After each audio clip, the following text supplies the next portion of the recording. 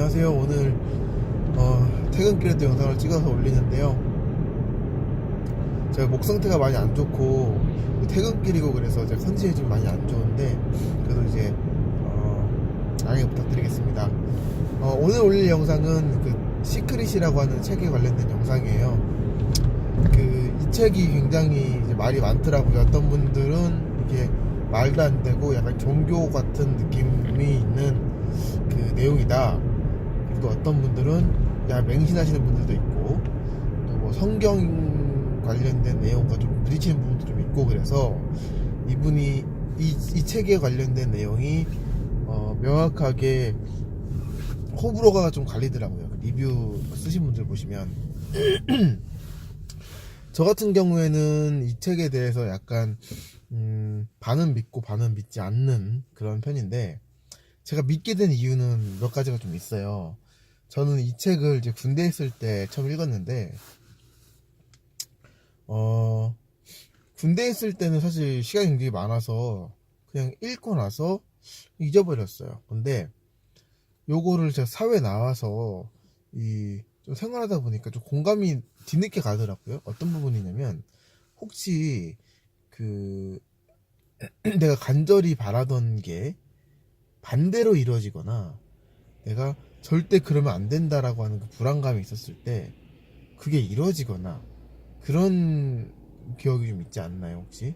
그게 실제 현상에서 그렇게 이루어지던지 아니면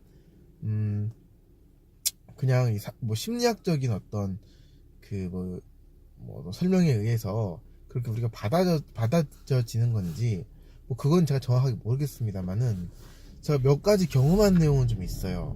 뭐냐면 저는 이 책을 읽으면서 가장 이제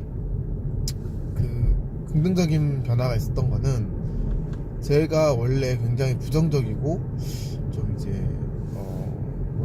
그런 성격이었는데 이 책을 읽으면서 부정적인 생각을 하거나 그 성격이 어떤 결과를 가져다 주는지에 대해서 굉장히 뭐라 그러죠?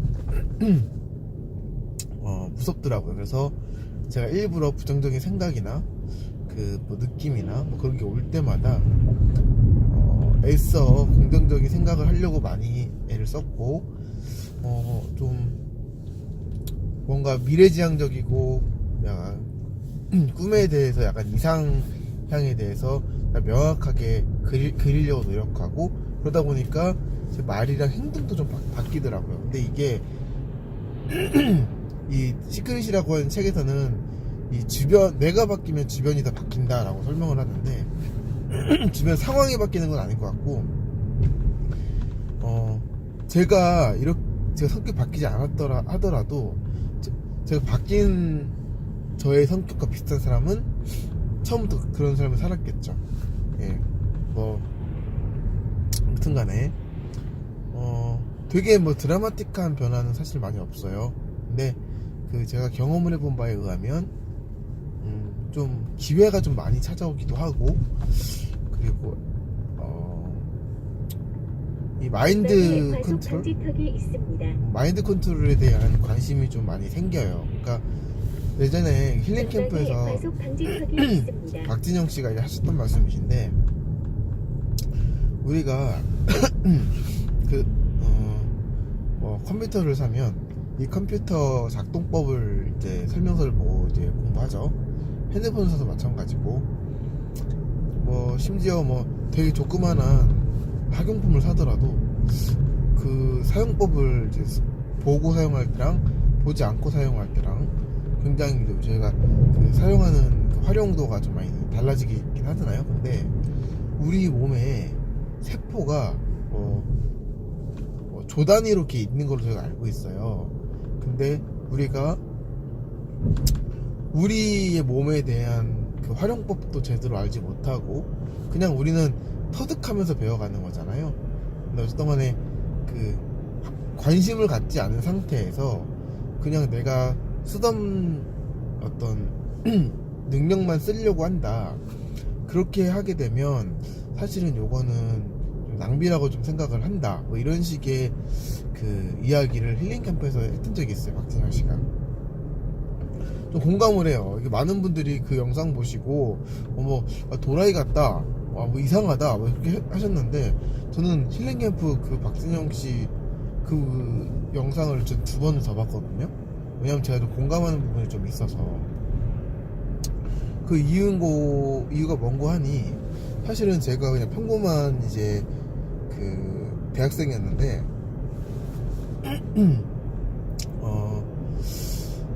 그 시크릿이라는 책을 읽고 나서, 제가 대학을 다닐 때, 한국인 대학을 다녔을 때 학사경고를 받았었어요. 학사경고 받았을 때 제가 올 F였겠죠. 왜 그러냐면, 제가 그 대학을 갈 때 하향 지원을 해서 갔었거든요. 그러니까 2군데를 좀 높게 지원을 하고, 한 군데는 그냥 뭐 제 집에서 가까운 데 다니면서 그냥 제일 안전하고 그냥 무조건 붙을 만한데 그런 데 넣었어요. 그러니까 좀 과하게 밑으로 하향 지원했거든요. 그러다 보니까 이제 1, 2차 때 세계적 관광 휴양 도시 서귀포시입니다. 그 지원한 원서가 떨어지고, 그 마지막 다군이라고 하나? 마지막 원서가 붙었어요. 그래서 정말 다니기 싫죠, 그 학교는. 그래서 막 안 가고, 좀 정이 안 가더라고요, 학교에. 그래서 학교를 막 안 다녔어요. 그랬더니 그 올 F가 나왔는데, 그거 아시죠? 올 F 나오면은 돌려주잖아요, 이 저기 뭐야, 학비를. 그래서 그러셨나? 내가 시험도 안 본 것 같은데 한 과목이 D-예요. 그래서 등록금은 이제 낸 걸로 처리가 됐죠. 이제 약 그러고 500m 앞 60km 구간입니다. 군대를 갔는데, 그 책을 읽고 나서 제가 이렇게 세상이 그 작동하는 게 이런 식으로 되는구나 라는 걸 제가 깨닫고, 그러고 나서 제가 생각하는 방식을 좀 긍정적인 방식으로 바꿨어요. 긍정의 힘을 그냥 빌어보고자. 제 인생이 너무 약간 패배자 같기도 하고, 그 당시에 약간 대인기피 같은 것도 좀 생겼었고 그때. 그래서 그렇게 했는데, 제가 복학을 하고 나서 한 1년 정도 학교를 다녔는데, 이제 그 F학점을 전부 다 A로 바꿨어요. 계절학기도 듣고 이렇게 하면서. 그렇게 하고 이제 제가 자퇴를 했을 때는, 자퇴할 때 그 어디죠? 하여튼 뭐 그 학부 그 하시는 거기 선배님이 전화 오셨었어요. 니 지금 장학금 탈 성적이 됐는데 장학금 타서 다니는 게 낫지 않겠느냐 했더니, 제가 그냥 안 다닌다 그랬었거든요. 그러니까 장학금을 받을 정도의 성적이 됐더라고요. 예.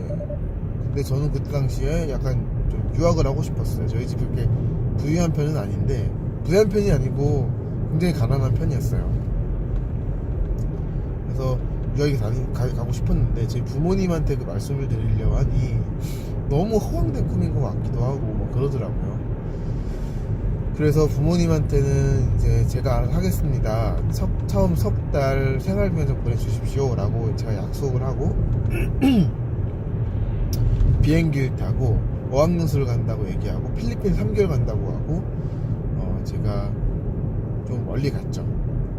가서 공부를 좀 하고, 언어 공부를 하다 보니까 제가 이제 거기서 유학할 수 있는 방법이라든지 뭐 그런 게 좀 보이더라고요. 그래서 현지에서 직접 이제 유학을 컨택하고 비자 알아보고 하면서 대학을 다녔어요.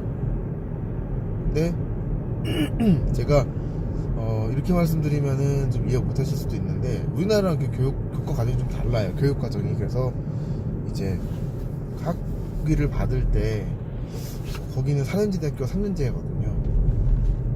근데 그 3년제 대학교를 다니기 위해서 파운데이션이라는 이제 그 과정으로 갈지 아니면 디플로마기로 갈지, 이 2개가 나눠지는데 디플로마로 들어갔어요. 그 당시에는 디플로마 레벨 6라 그래서 2년짜리 과정이었는데 저는 거의 1년 만에 땄어요. 다 그 속성으로. 속성이라는 게 따로 없고 몰아서 들으면 돼요, 한 번에. 근데 이게 굉장히 무리한 거였거든요. 그래서 좀 조기 졸업을 했죠, 좋게 말하면. 그랬더니 이게 그 흔히 말하는 무슨 사설 학원에 자격증 같은 거 이렇게 말씀을 하시는 부분들이 있는데 그러진 않고요. 레벨 6는 정규학이랑 똑같이 취급을 해줘요. 그래서 이걸 따신 분들한테는 배첼로랑 똑같이 이 잡서치 비자를 주거든요, 해외에서. 그래서 잡서치 비자를 받고 제가 그 해외 그 자리를 막 알아봤어요, 취업 자리를. 근데 그 당시에 제가 그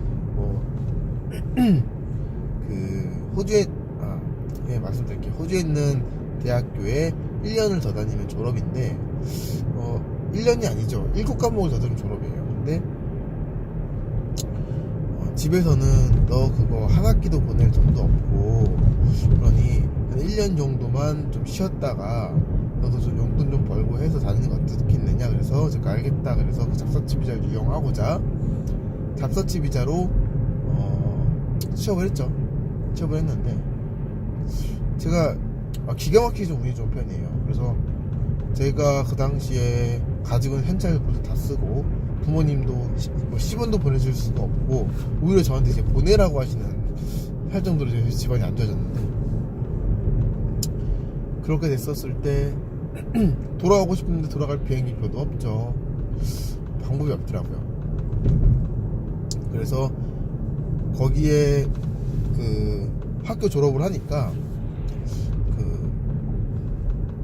크레딧 카드를 하나 만들 수 있게끔 해주더라고요. 그래서 크레딧 카드를 발급을 받았어요. 그랬더니 600불 정도를 이제 마이너스로 쓸 수 있게끔 이제 은행에서 쓸 수 있게끔 만들어주더라고요. 그래서 그거를 만들어서 제가 한 2주 정도를 더 취업을 했어요. 구직 활동을 좀 했어요.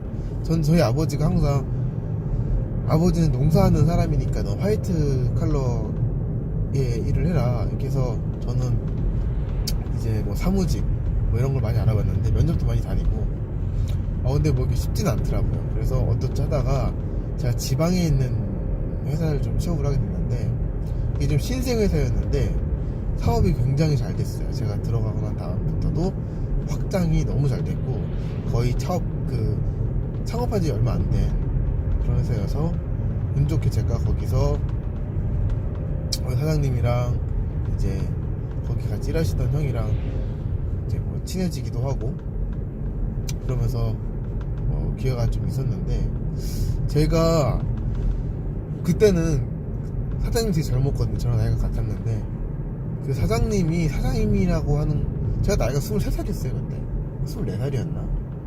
그러니까 사장인지 이게 뭐 관리인인데 관리인이라고 하는 개념도 없고 뭐 그런 상태로 취업을 해가지고 그냥 뭐 형동생처럼 친구처럼 이렇게 지냈거든요. 재밌게. 약 500m와 60km 구간입니다. 그러니까 나중에 하게 됐는데 되게 막 성공하려고 노력하시는 사람들은 의도적으로 한다든지 뭐 그렇게 한다더라고요. 근데 전 그런 건 아니고 저는 제 목표가 좀 분명했어요. 영어를 배워서 해외에서 공부를 좀 해서 마케팅 공부를 좀 해서 영어도 좀 되고 그래서 무역업을 하겠다. 전 이게 확실한 목표였거든요, 인생에. 뭐 어쨌든 간에 그 회사에서 이제 슬슬 이제 임원급? 아무튼 뭐 이렇게 올려주셔서 제가 알바생에서부터 시작해서 거기 이제 계약도 이제 하게 되고 뭐 이렇게 해서 사실 영주권도 나올 수 있는 정도의 조건이 있는데 하여튼 뭐 제가 하면 다 잘 됐더라고요. 그 회사도 잘 됐죠. 지금도 잘 되고 있고요. 전방에 과속 방지턱이 있습니다. 아무튼 그렇게 되다가 제가 제 사정은 아니고 제가 일하던 거기 회사에 아무튼 뭐 제가 뭐 자세히 얘기할 수는 없고 어떤 일이 좀 있어서 이제 저도 불가피하게 회사를 나올 수밖에 없게끔 돼 있었어요. 돼서 나왔는데, 한국에서 그 생활할 때 저는 기본적으로 아까 말씀드렸다시피 무조건 난 무역업이다 라는 생각이 좀 있어서 무역업 혹은 사업을 하려면 어디서 해야 될까? 지금 부산이나 인천에서 좀 할까 좀 생각을 했는데, 사실 좀 그런 게 좀 궁금했어요. 사람이 좀 많이 모이는 곳에서 사람들이 어떻게 생활하고 있는지도 좀 제대로 좀 보고 싶고, 왜냐면 제가 해외에서 너무 오래 살았고, 그때만 해도 해외에서 한 5년쯤 살았을 때였거든요. 너무 오래 살아서 세상 물정도 좀 잘 모르고, 아니 뭐 그럴 때라서 제가 일단 서울에 있는 이제 뭐 허세죠, 어떻게 보면 강남구로 갔어요. 그냥 가서 생활하다가 취업도 좀 하고, 취업할 때도 왜 그런지 모르겠어요. 제가 취업할 때는 너무 좋은 직업을 갖게 되더라고요. 그래서 서울에서 제가 한 번 직장 옮겼는데, 첫 번째 회사에서는 지금의 제 와이프를 만나게 됐고요. 두 번째 회사는 너무 좋은 직장이었어요, 진짜.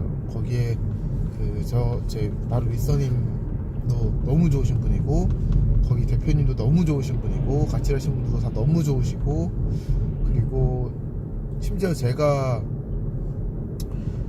받았던 연봉도 굉장히 괜찮았어요. 근데 거기 외국에서 일했던 조건에 비하면은 숫자만 봤을 때는 그렇게 대단하게 높진 않았었어요. 전방에 과속 방지턱이 그래서 있습니다. 내가 예전에 이렇게 했었는데 라는 생각이 들기 시작하더라고요. 그래서 그것 때문에 다시 돌아갔죠. 다시 돌아가서 일하다 보니까 많은 게 좀 변해져 있기도 하고, 저희 지금 와이프 된 사람도 돈보다는 뭘 중요했냐면, 그 사람은 인간답게 살자 이런 걸 좀 중요시 했던 사람이고, 저보다 제가 가진 가능성이 훨씬 많다라고 생각을 하는 사람이었어요. 그래서 여기서 이러지 말고 본인이 하고 싶어 했던 일을 한번 해봐라, 좀 응원을 해줘서 제가 정말 오래 생각을 많이 하고, 정말 제 약간 인생을 걸고 다시 한국행을 갔죠. 가서 해보려고 하는데 쉽지 않더라고요. 쉽지 않은데 좀 많이 배웠어요. 실패도 좀 하고. 근데 그러면서 뭐 강사라는 직업도 갖게 됐고, 사업도 해보고 무역도 해보고 다 해봤어요. 돈을 크게 벌 때는 제가